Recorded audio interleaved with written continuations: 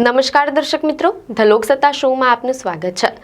વિશ્વના રાજકારણમાં એક એવો વળાંક આવ્યો છે જેણે વર્ષો જૂની મિત્રતા અને વ્યાપારિક સંબંધોને જોખમમાં મૂકી દીધા છે। અમેરિકાના રાષ્ટ્રપતિ ડોનાલ્ડ ટ્રમ્પે ગ્રીનલેન્ડને ખરીદવાની પોતાની જીદ પૂરી કરવા માટે યુરોપના 8 શક્તિશાળી દેશો સામે આર્થિક યુદ્ધ છેડી દીધું છે। ડેનમાર્ક, બ્રિટન અને ફ્રાન્સ જેવા સાથી દેશો પર 10% ટેરિફ લાદવાની જાહેરાત કરીને ટ્રમ્પે સ્પષ્ટ કર્યું છે કે તેઓ ગ્રીનલેન્ડ માટે કોઈ પણ હદ સુધી જઈ શકે છે। બીજી તરફ યુરોપના નેતાઓએ પણ એક સુરે ટ્રમ્પના આ પગલાંને અસ્વીકાર્ય અને બ્લેકમેલિંગ ગણાવ્યું છે। આજે આપણે જોઈશું કે કેમ એક બર્ફીલો ટાપુ વિશ્વના સૌથી શક્તિશાળી દેશો વચ્ચે તકરારનું કારણ બન્યો છે।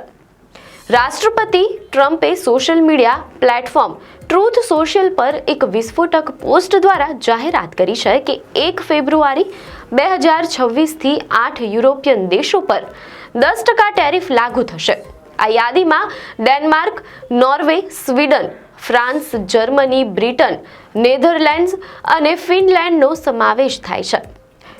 બ્રિટિશ વડાપ્રધાન કિયર સ્ટારમરે આ પગલાંને સંપૂર્ણપણે ખોટું ગણાવ્યું છે અને કહ્યું છે કે સાથી દેશો પર દબાણ લાવવા માટે વેપારનો ઉપયોગ કરવો યોગ્ય નથી। ફ્રાન્સના રાષ્ટ્રપતિ ઇમેન્યુઅલ મેક્રોને પણ કડક શબ્દોમાં કહ્યું છે કે ટેરિફની ધમકીઓ અસ્વીકાર્ય છે અને ફ્રાન્સ કોઈ પણ પ્રકારના દબાણમાં આવશે નહીં। સ્વીડિશ વડાપ્રધાને તો ત્યાં સુધી કહ્યું કે યુરોપ પોતાને બ્લેકમેલ થવા દેશે નહીં।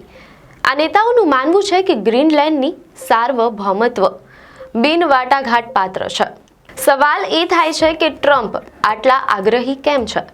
ગ્રીનલેન્ડ ભલે બરફથી ઢંકાયેલું હોય પણ તે કુદરતી સંસાધનો અને ખનિજોનો ખજાનો છે। ટ્રમ્પનું માનવું છે કે માત્ર અમેરિકા જ આ ટાપુની સુરક્ષા કરી શકે છે। ટ્રમ્પના આ નિર્ણયથી 2025માં નક્કી થયેલા US-EU વ્યાપાર કરાર પર જોખમ ઊભું થયું છે।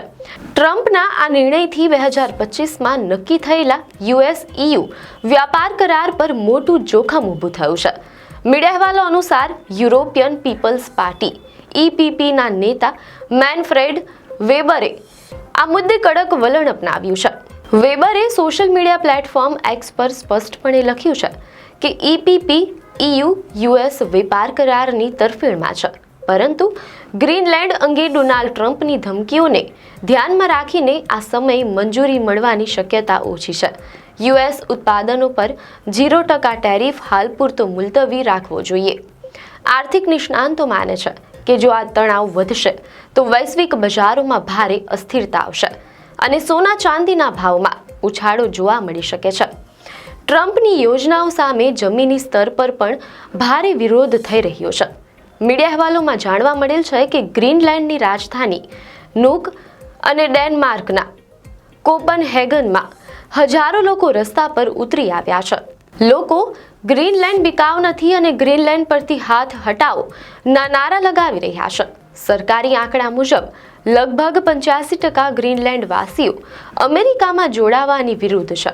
મીડિયા અહેવાલો અનુસાર ગ્રીનલેન્ડના વડાપ્રધાન જેન્સ ફ્રેડરિક નિલ્સને પોતે આ વિરોધ પ્રદર્શનોમાં જોડાઈને સંદેશ આપ્યો છે કે તેમનું ભવિષ્ય તેઓ પોતે નક્કી કરશે, કોઈ બહારની શક્તિ નહીં।